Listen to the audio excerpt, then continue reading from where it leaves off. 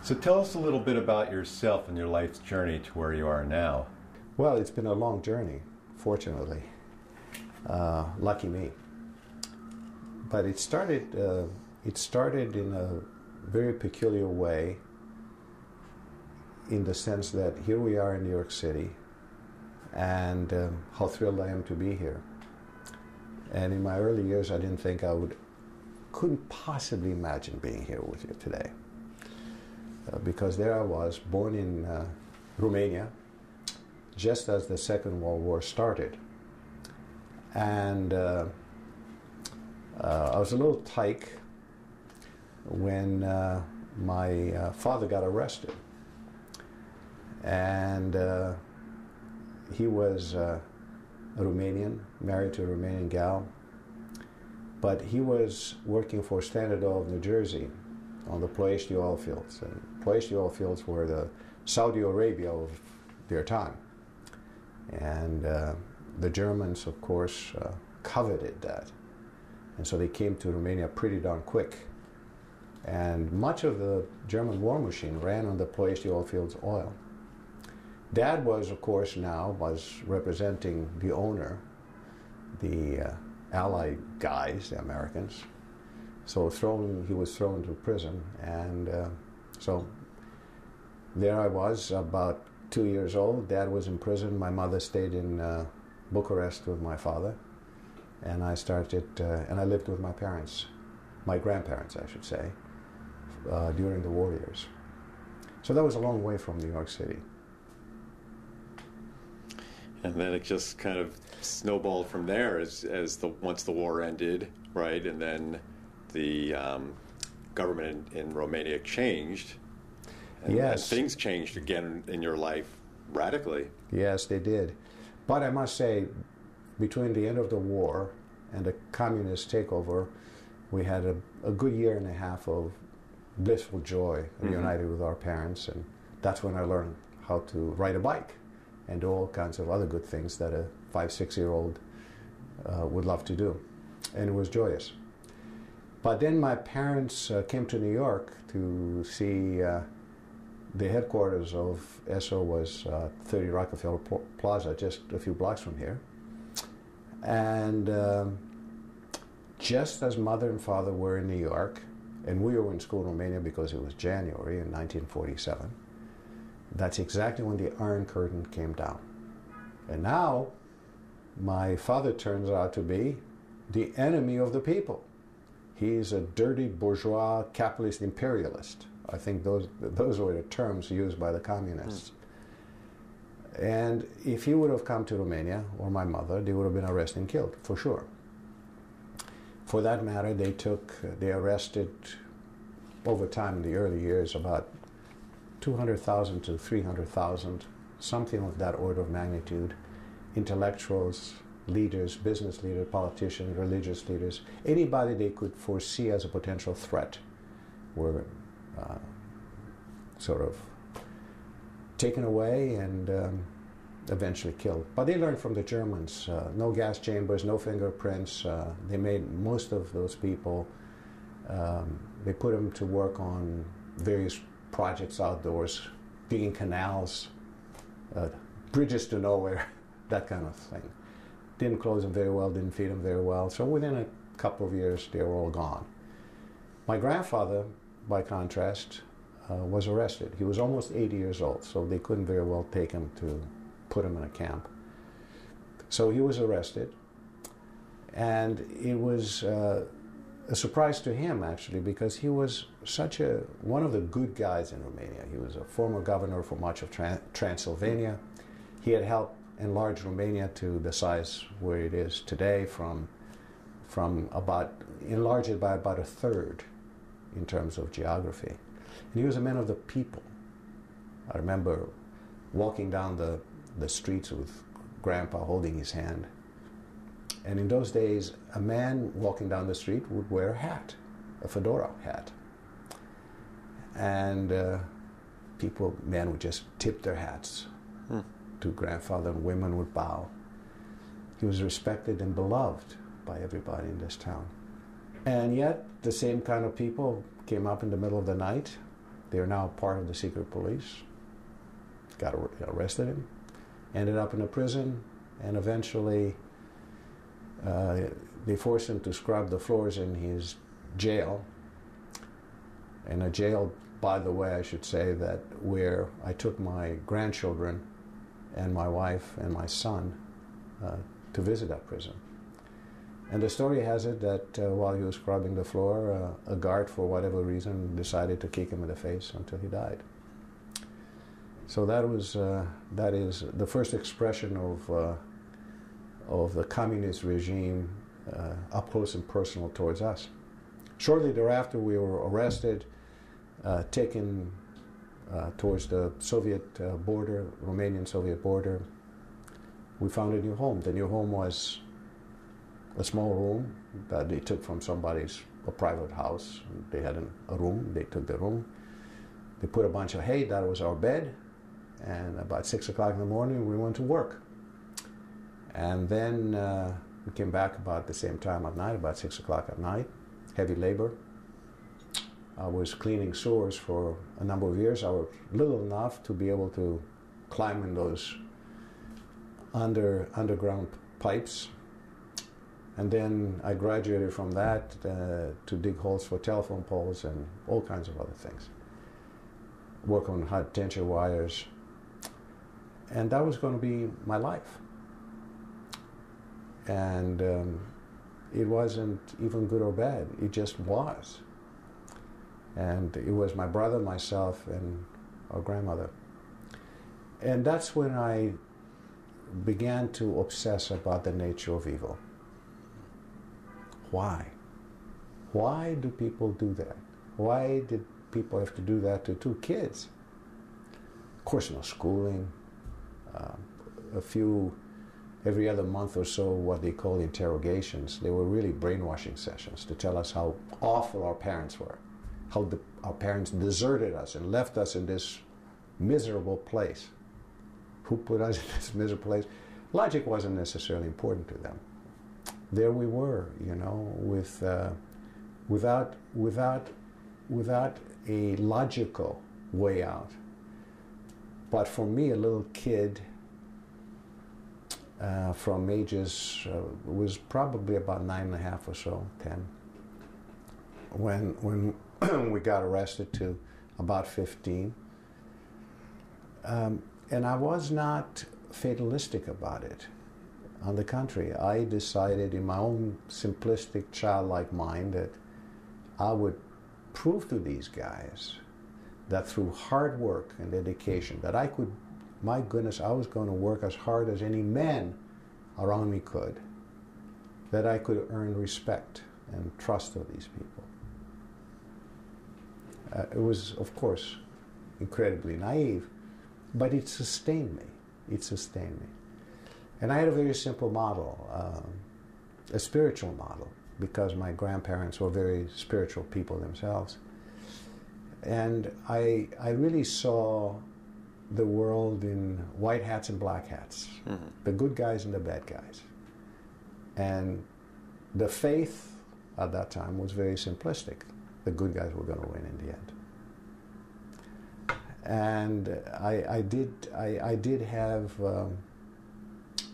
had the good guys and Jesus too on my side. So I was a pretty powerful little kid. And so that helped me. That really helped sustain my spirits. And there was an unreasonable level of faith and hope that somehow, somewhere, things would get better. Things would get better. Yeah. And they did. And they did. What would you consider to be some of the themes that have informed you over, especially over your later life? Well, the most important aspect of my adult life's understanding of the human condition was the result of a constant search for the source of evil. Where did this evil come from? It was prevalent not only in Romania, as I thought it would be. When we left Romania, I thought, my goodness, I left all the evil behind. From here on, I'll go to the country of good, and everything good would happen there, and only good would happen there. Heaven on earth, perhaps. And sure enough, I found out that evil kind of changed garb, put on a nice tie and a shirt and suit, and went at it in the corporate life as well. And not just corporate life, business, but everywhere. So it became obvious. This is the human condition. We have it. But why? What outside force makes us, drives us to do these things to one another? I really, really needed to understand that. And so I studied, I read, I got in touch with evolutionary biologists to say, how do we get to be this way? There isn't an outside force that one could discern. So it had to be deep inside us. So my hypothesis is a very simple one. I came up with a different version of the original sin that the Bible told us about. No, it was not Eve. No, it wasn't biting that apple. It was, I concluded, 7 million years of living in the African plains, in the tundra, with our ancestors' closest neighbors and friends, the lions and the hyenas and all the predators, vicious, mean-spirited predators, and we were good food for them. So that's where we learned the ruthlessness and the viciousness and the deviousness which enable us to survive. And we probably had some of those genes before we got down from the tree and became bipedal. We still had some vicious parts of us as we look at the gorillas today. There's certainly a dose of that, a good dose of that. But as humans, as we evolve into what is today our species, and as we had to learn to cope with climate changes and the unavailability of food, we started to hoard. And those who hoarded more survived. So greed and narcissism is very much part of who we were. 7 million years, I repeat. It's a long time. It's in our DNA. It's in our neurological wiring. And it was a good thing. They had to kill others like them to steal their food so they could survive. They went in tribes and fought other tribes and did some of the things we're doing today, not surprisingly. But in today's world, all those instincts are horrible. They get in the way. They're harmful. They're insidious. They are anathema to the civilized, kind, gentle, loving kinds of people that we would like to think of ourselves. And we like to be that. But those instincts have a way of getting in the way, particularly under stress, particularly when pressured, particularly when tempted. That's when we see those instincts wanting to come out. But the point is, and this is my conclusion, that they're not automatic. We don't have to do them. We don't have to allow them to creep out into our behavior. In other words, we have a choice. We can choose to say, no, I'm not going to respond in kind when somebody attacks us. I don't mean in a literal sense threaten our lives, but I'm saying when you are attacked in a discussion or bullied and all the rest of it, you don't necessarily have to reply in kind. And so that, I think, that understanding liberated me, because I began to understand that the contentious nature of our human intercourse most often has nothing to do with oneself. It's somebody else's problem, not your problem. And if you choose to allow it to eat at you and somehow diminish you as a human being because somebody calls you names or tries to diminish your persona, it doesn't work. It works for them, maybe. They might get some satisfaction seeing you victimized or wounded, but it doesn't do anything good for you. And it shouldn't. It's not about you. It's about somebody else. So in many ways, I felt liberated by the understanding that I have a choice, that I can choose to act in a negative, mean-spirited, vitriolic way under certain circumstances, or I could choose a more compassionate, thoughtful, choose the good, to propel the good. And that was a really powerful insight, powerful understanding. And as I got a little bit older, I decided I consciously have to, not only intellectually, but really emotionally, that I could try to become that kind of a person. I fail a lot, let me tell you, Michael, I fail a lot. But I wake up the next morning and try to do better, and try to learn from the mistakes I made, try to learn why, not only big things, but why didn't I help that person who needed a lift in their life, who were looking to me at a moment of crisis in their lives, and I walked by them, not only literally but figuratively, whatever the situation may have been. I've done lots of that. We all do. We all go past the problem areas, and we don't stop to say, how can I help? You're in need, maybe I can help you. Mm-hmm. And I don't want to be Mother Teresa, I don't mean that. But in our daily lives, with our friends, with our families, etc., there's a lot more that we can do. Right. So you've written this book, The Constant Choice, an everyday journal from evil towards good, which sounds like, and for my reading of it, is not just a memoir, but really, or it's your life story, but also your thoughts about this. So how would you define that title itself, The Constant Choice? Well, it's interesting. I think it's so important to look at life not in chapters of the mega events that happens. I got married, I had a kid, I got a job, I got promoted. Life is what happens between those mega events. Every single day, we make dozens and dozens of decisions.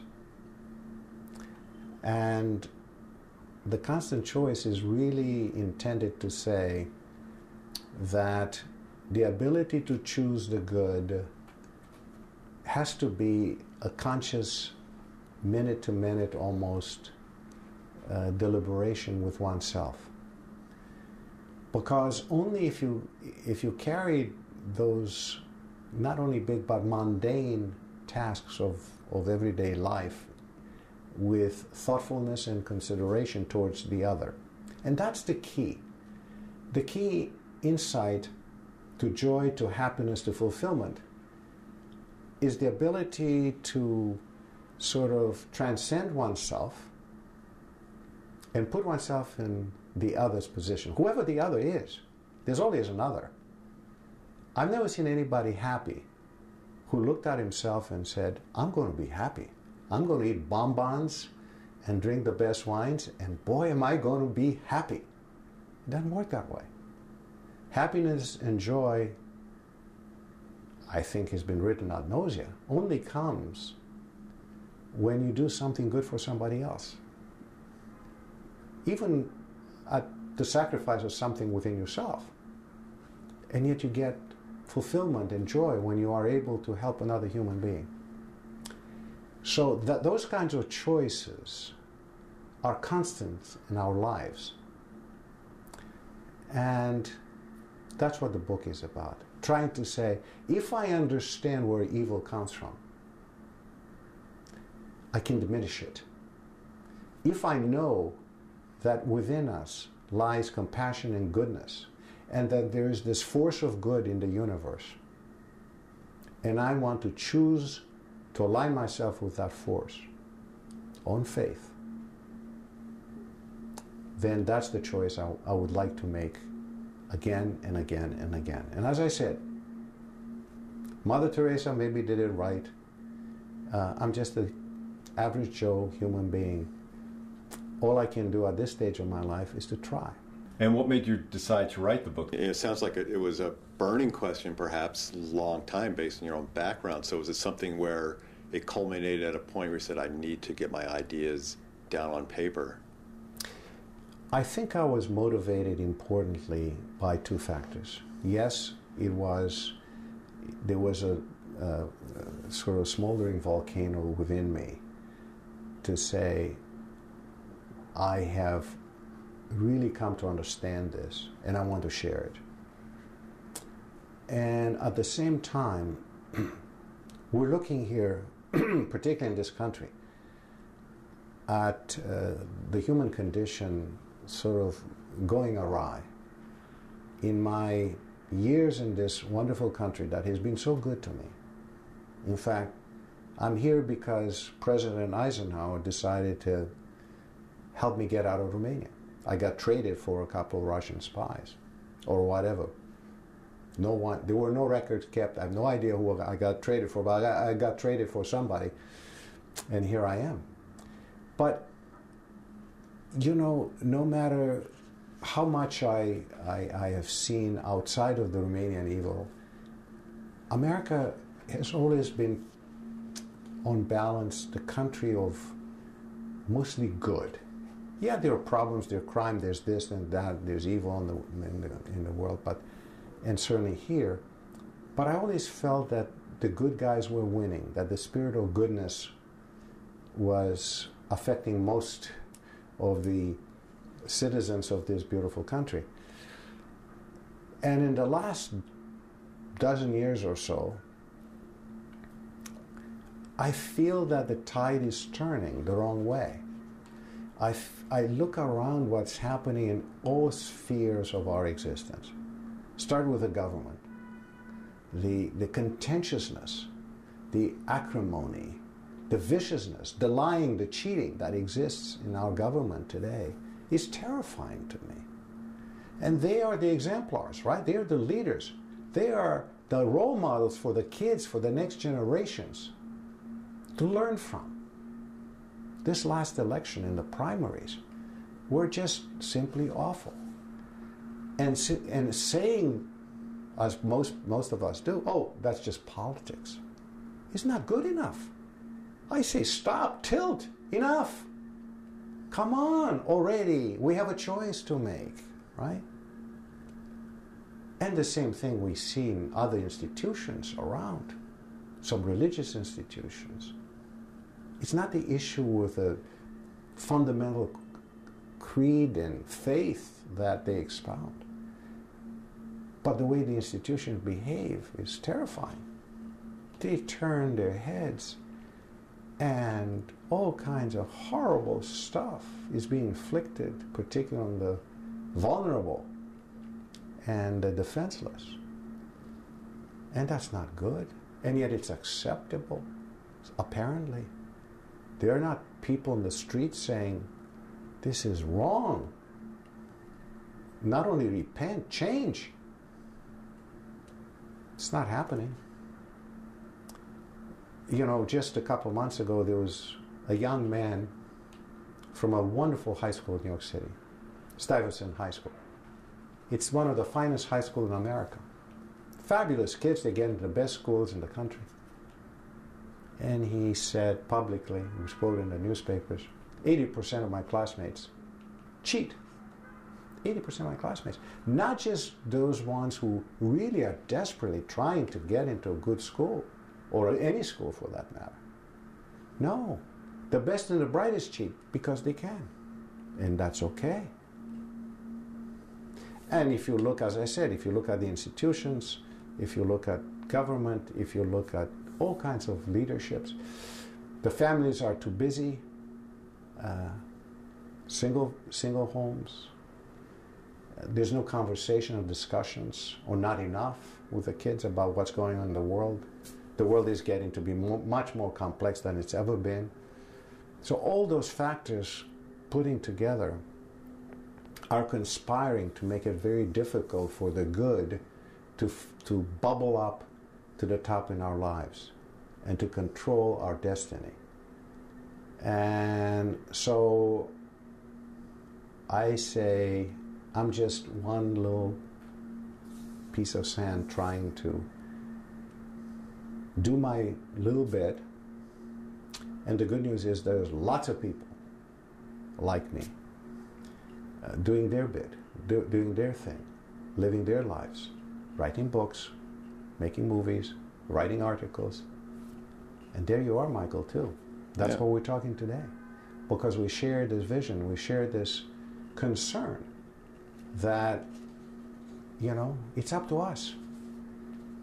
I guess fundamentally I have, it's not a fact, but it's a deep held belief that, you know, the way to the great city on the hill with all its promised glory, it's not going to come by some divine intervention.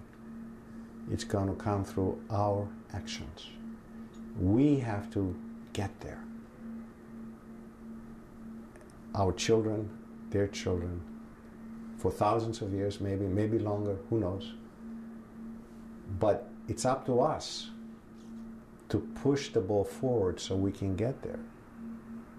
And the only thing I know is that right now, Michael, is you and me, and the rest of us today that have to work and do our part. And the next generation will have to do their part. And so on and so on and so on. So, yeah, I'm a busy guy. I got lots of work to do. Absolutely. So it's an interesting point you make, Peter, because some scientists, in talking about this good, evil, will say that people are hardwired for evil or hardwired for good or hardwired to do good things or bad things, whichever term you want to use. But you're saying it's really, with more awareness, we could steer towards touching into the better angels of our nature, so to speak, and do good to some degree. I mean, that's what you talk about, like the choice we can make. Yes. In my book, I celebrate the fact that I have been graced with more guardian angels than almost anybody I can think of. Because I had lots of problems in my life. I needed lots of help. And it's not just family and friends. Total strangers have reached out in extraordinary ways to help me. Simply because they could. For no other reason. There was no selfish motivation on their part to say, well, I'm going to help this kid or this young man or this old guy. No, they saw somebody in need at that point in time, and they reached out and they helped. And so that's my sort of my example of saying, yes, we can. People do. Everybody. I'm telling you, I know you have been helped. I'm telling you, every person who's viewing this tape has been helped by somebody, and not just their relative and friends and the people who have something to trade for it, but because somebody out there, through the humanity, through the goodness of us, has chosen to do this, has chosen to reach out to help. So yes, I believe that. But more than that, I'm going to tell you something that makes me so extraordinarily excited. About 4 years ago, I became aware of a new science. And it is a new science. It's creeping out slowly into the public awareness. But it's new. It's epigenetics. And simply put, without getting into the molecular structure of how epigenetic works, it is in the book, but simplistically, it says that if you behave consistently in a certain pattern, in a certain way, let's say that you behave in a good way for a number of years. Epigenetics, these epigenes that sit on top of your DNA, correct for those instincts that came from several million years of living in the African plains. Correct for that to make sure that the behavior that you have demonstrated for the last number of years is going to be, in fact, activated. So physiologically, this is not just a psychological thing. This is a physiological thing. So now your instincts are good instincts. So now you, in fact, can become a better person. Now, if you go back in religious history, there have been lots of people who said, you can become better people. Just do good and you'll become better people. Now we know it's a fact. This is no joke. This is absolutely phenomenal news. Are we going to let this opportunity for ourselves fly away when we know that we can do it? We know we can be better people. We're not hardwired just to do evil. And I'm not talking about mental illnesses right now and the effects of genes that are going awry and that we inherit. I'm not talking about that. I'm talking about reasonably normal people. I'm saying they have the opportunity to do good, to be better than we are. And if we keep doing this long enough, we're going to get to that city.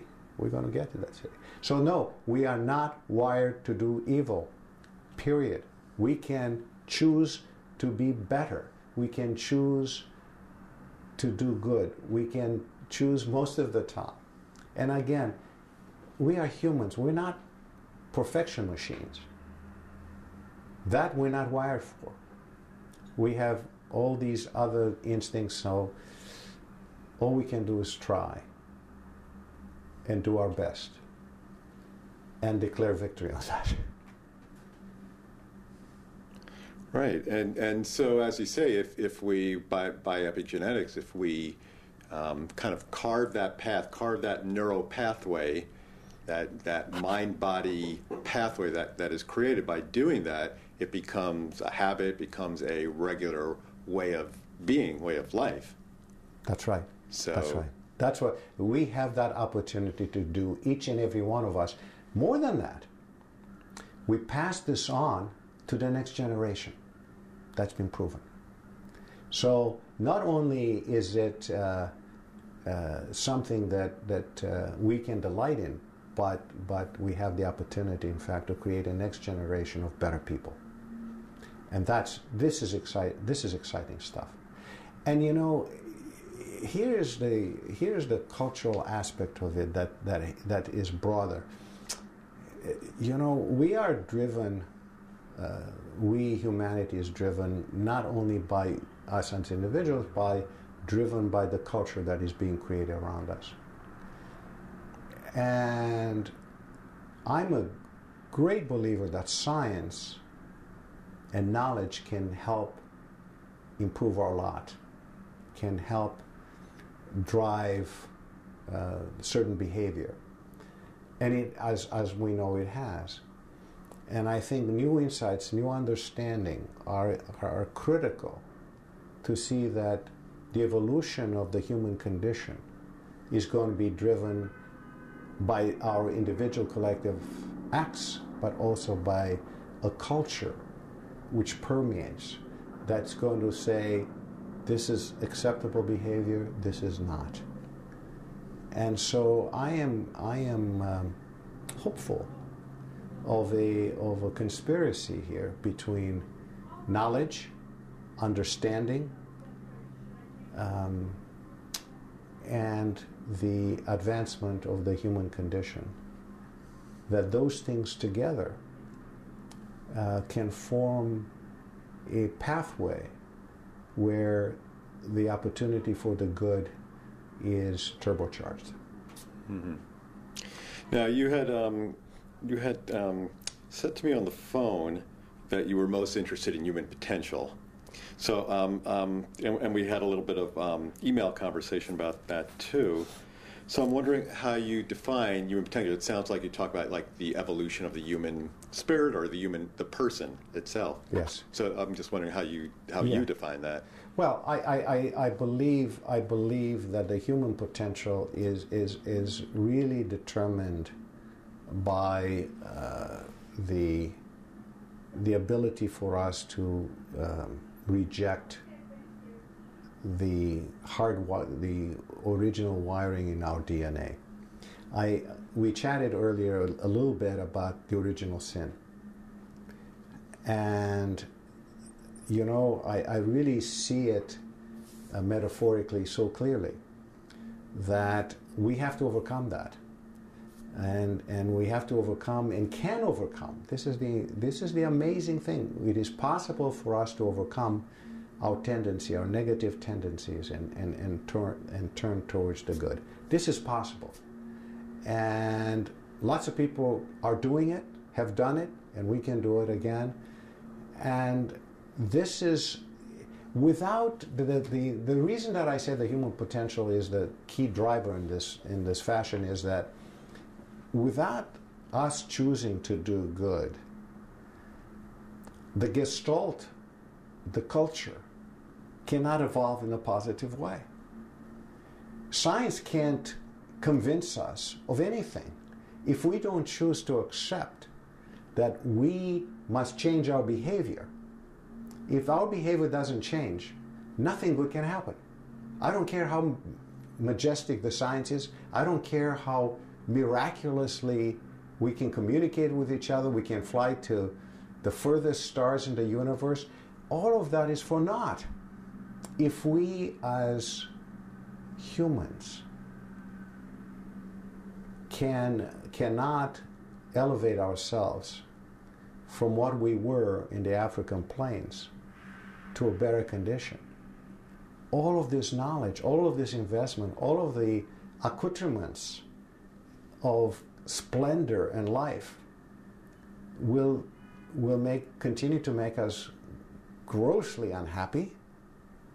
And unfortunately, with technology comes the opportunity to do serious damage to ourselves, to our planet. I mean, look at what's going on with the global warming. Are we willing to bet that we are not affecting global warming? Are we willing to do that? What are the consequences? Come on, life is about probabilities, right? Are you willing to bet long that we have nothing to do with the obvious change that is being witnessed every day in the last bunch of years? I don't think so. So I'm saying we're now in a bit of a race between our ability to create either good or evil, to accept either good behavior or evil behavior.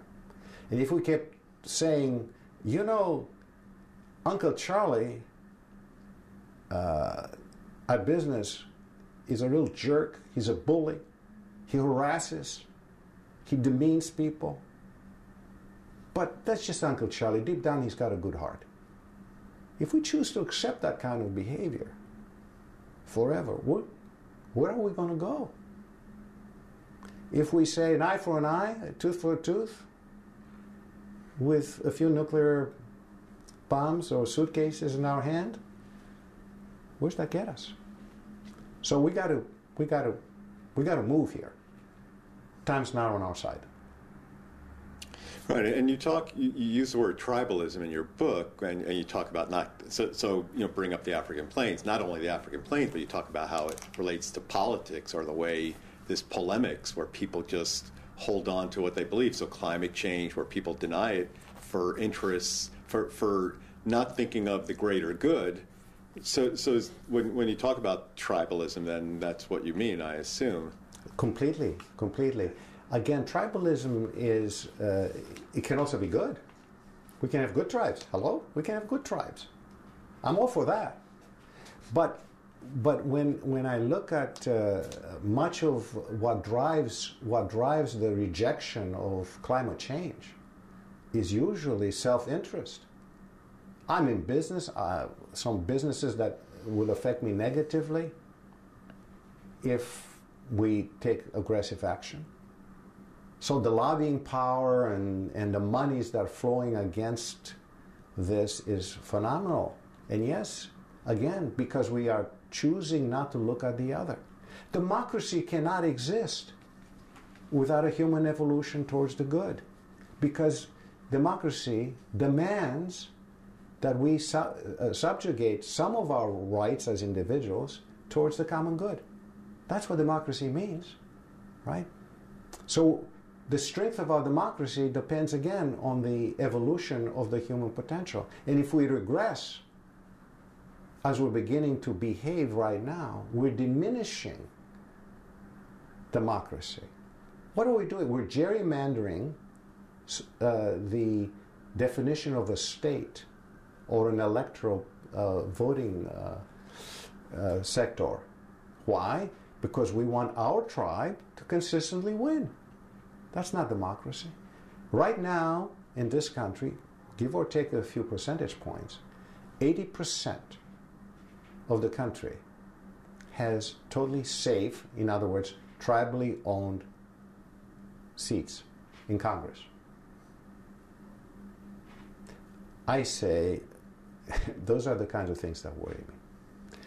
We need to really think about what is right for the common good, what is right for my family, not just me, what is right for my community, not just me, what is right for my nation, not just me. And that's the direction, whether we're as individual or as tribes, we have to move in that direction. Right. So you would say that in talking about democracy and talking about the evolution of humans, that in a way democracy is also young and evolving, and it will only evolve as well as good as humans can evolve towards that greater good. But precisely. And this is why you see, without education, without proper education, without some level of evolving beyond our very simplistic need to survive, democracy cannot exist. It is an elegant idea. It is an idea, it's an aspirational idea for the human condition. And we have to try to work really hard to fit in the suit of democracy. And right now we are demonstrating that we're falling short of being worthy of living and behaving according to what democracy really could be enabling us to do. Right. So how would you say, how can people learn to live more peacefully and lovingly with one another? You know, there's a metaphor in my mind, and this is another way of going back to the notion of the constant choice.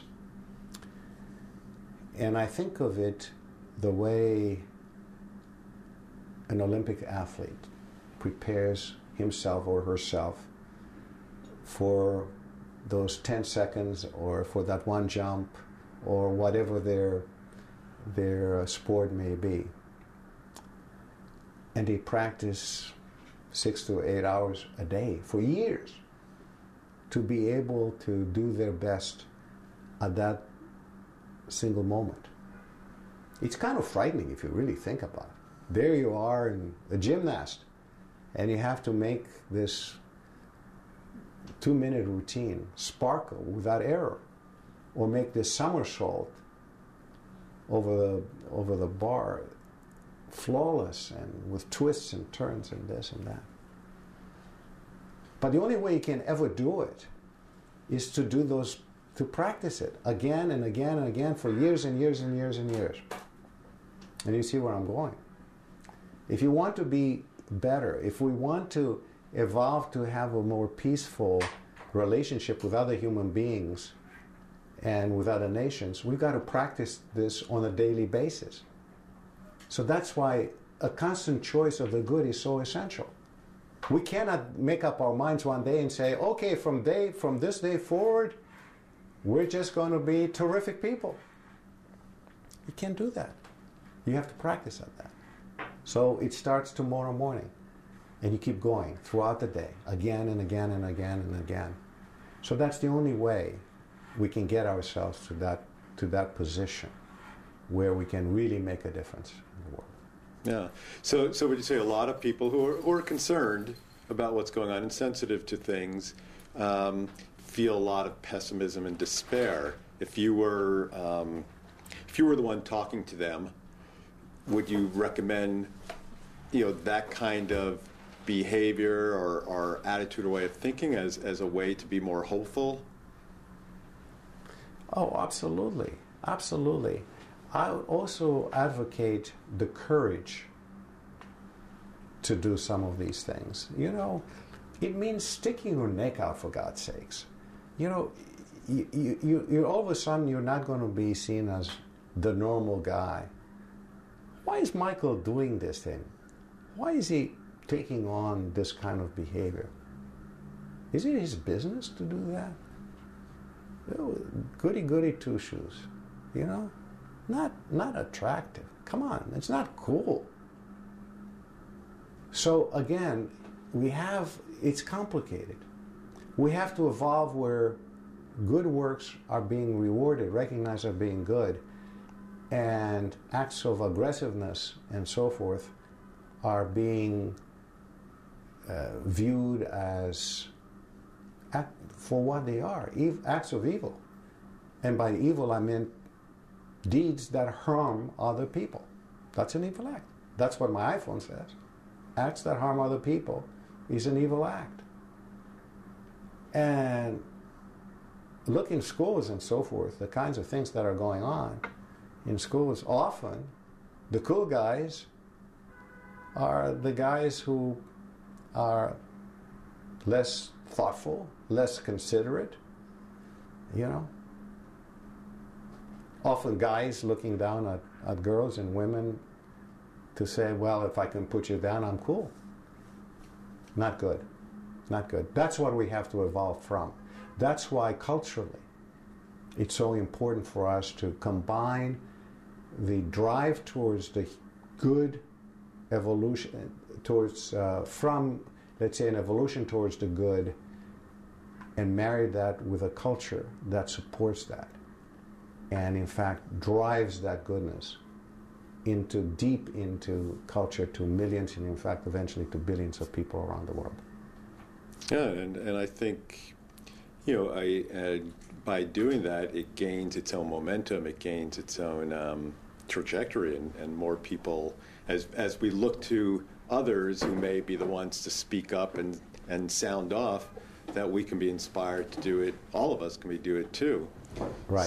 So are there for yourself, would you say there have been influences in your life that have helped you to realize what, where we need to go and towards the greater good?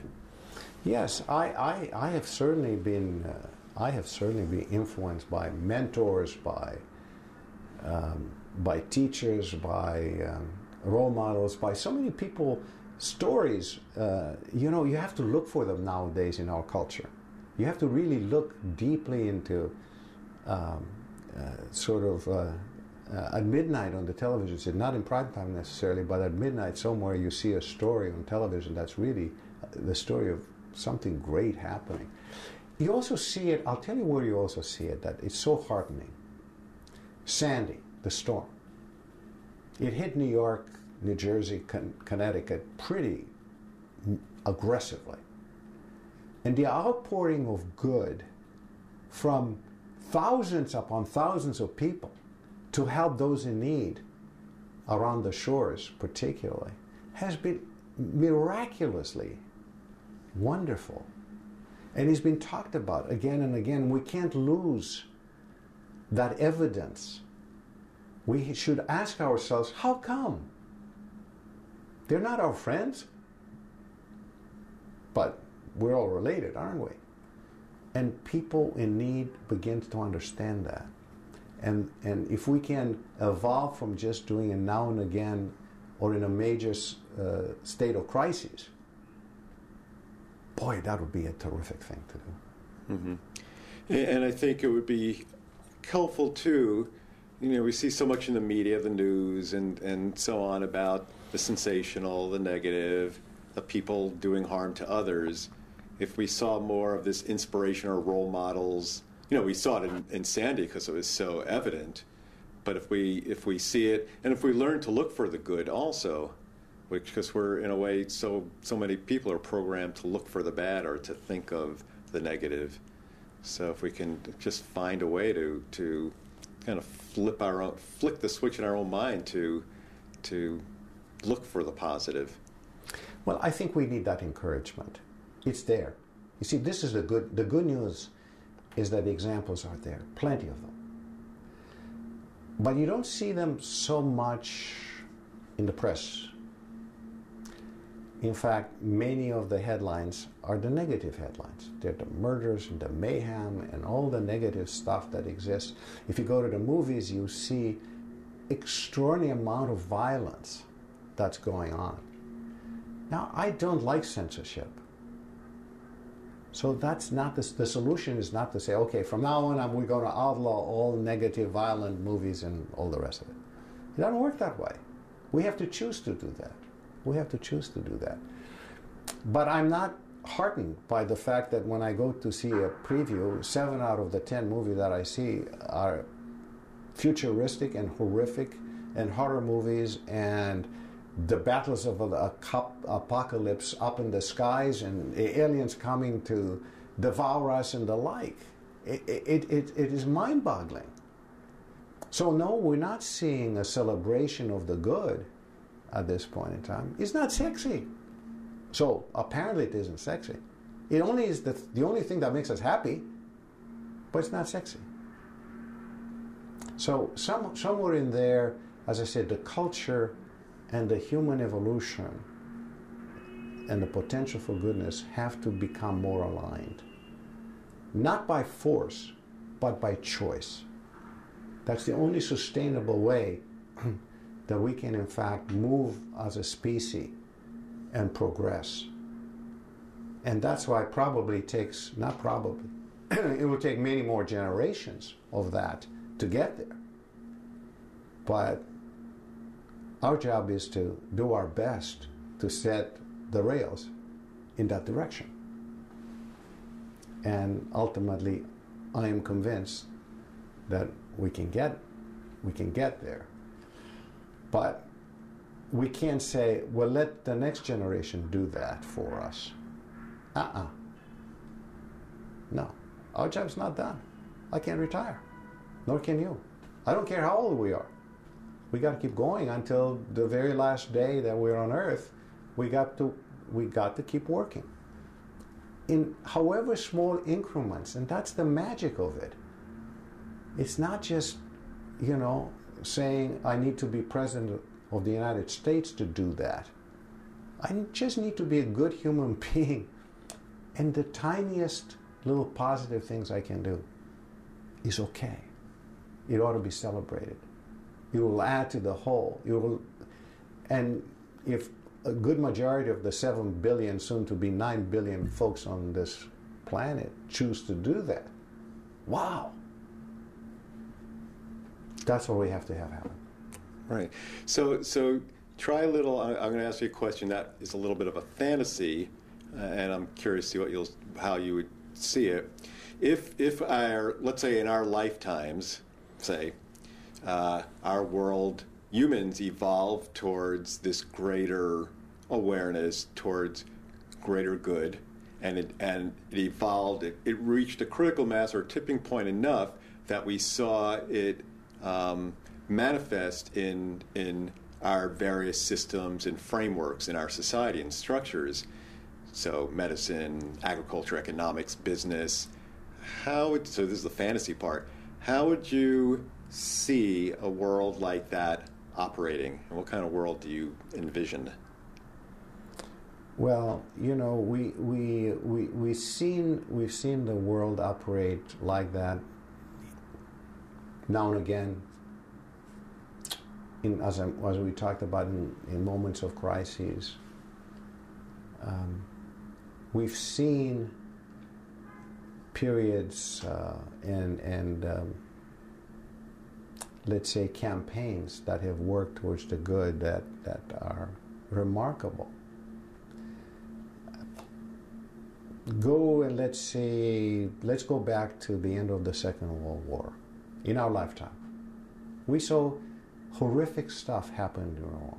The Holocaust, Stalin's extermination of 20, 30 million of his own people, Pol Pot in the killing fields, getting rid of about a third of Cambodian people.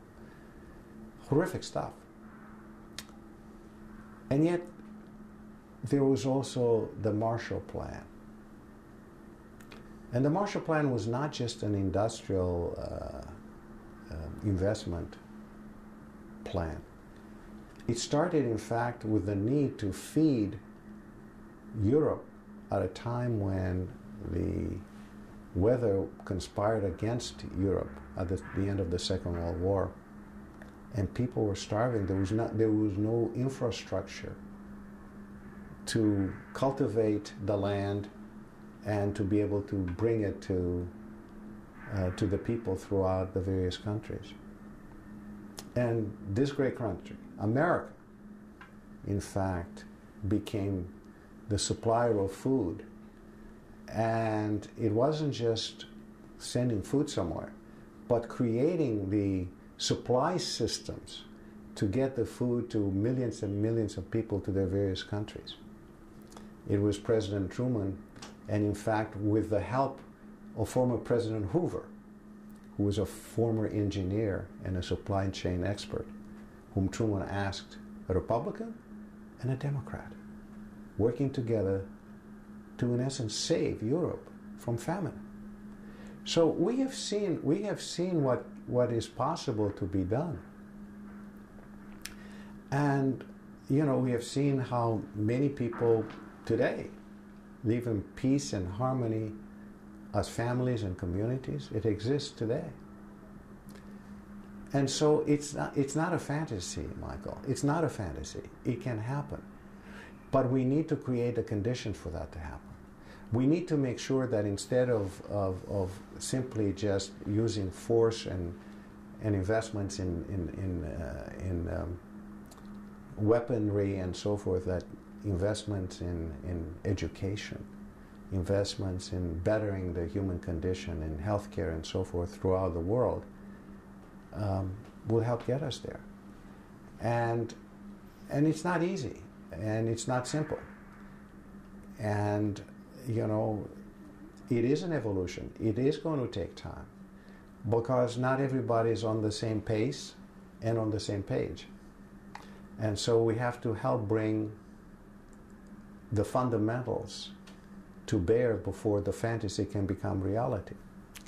Right, and we're seeing a lot of movement in the recent decades, rapid movement in certain ways. I mean, things take time and evolve. And I think about, you mentioned in your book the conversation you had with Margaret Thatcher when she was Prime Minister, and she said, and the conversation was about the European countries coming together in some way.